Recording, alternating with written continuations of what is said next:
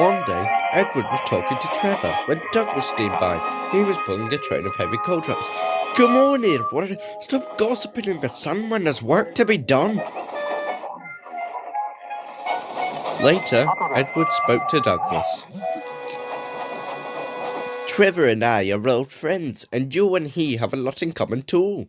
"Okay," quizzed Douglas. "And what would that be?" "Scrap," said Edward quietly. Douglas shivered. "Don't mention that word. It makes me wheels wobble."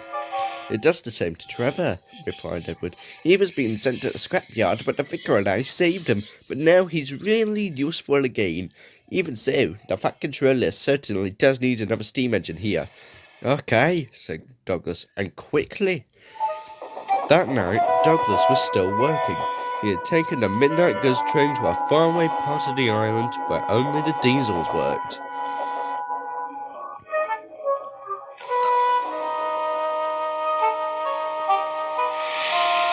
He was just shunting, ready for his return journey, when... "That sounds like a steam engine."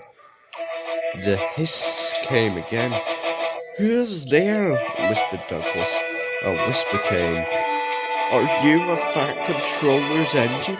"Okay, I'm proud of it. Thank goodness. I'm Oliver, and I'm with my brake van Toad. We're escaped to a railway but have no more steam." "But what are you doing?" "Escaping." "From what?" "Scrap." Douglas shivered. Then he remembered Edward's story about saving Trevor. "I'll be glad to help you. You'll have to look as if you're ready for scrap, and I'm taking you away." Their drivers and firemen agreed to help too. Everyone worked fast. "The attempt to turn around? I'll untend the first. Come on!"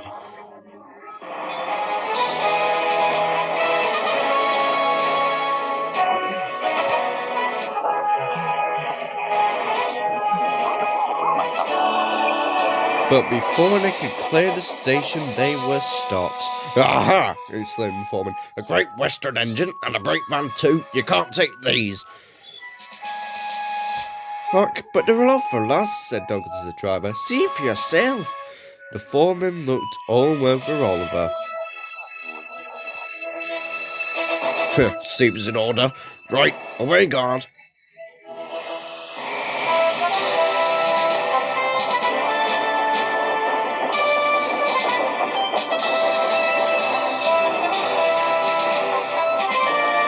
"Phew, that was a near thing," sighed Douglas.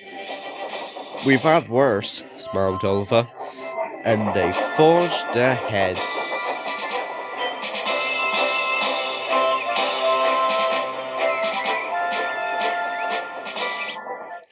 It was daylight when their journey ended. "We're home!" cried Douglas. "Shush, now it works. We've found a place for Oliver." Oliver said goodbye and thank you, and Douglas puffed away. Later on, Douglas told all the other engines about Oliver. "The Fat Controller will have to know," said James. "Douglas should tell him at once," said Gordon. "Well, here he is. Now what's this all about?" "Well, beg pardon, sir, but we certainly do need another steam engineer." "Yes, sir, I agree. I'm afraid that unless one is saved from scrap, there is little hope." "But, sir," burst out Douglas, "one has—" "Yes, indeed, and thanks to you, Douglas is now at our works. Oliver is just what we need for Duck's branch line." Everyone cheered. Oliver and Toad were soon mended and painted in full Great Western colours. Duck and Oliver were happy on their branch line. The others laughed at first and called it the Little Western. Duck and Oliver were delighted. So the Little Western it'll always be.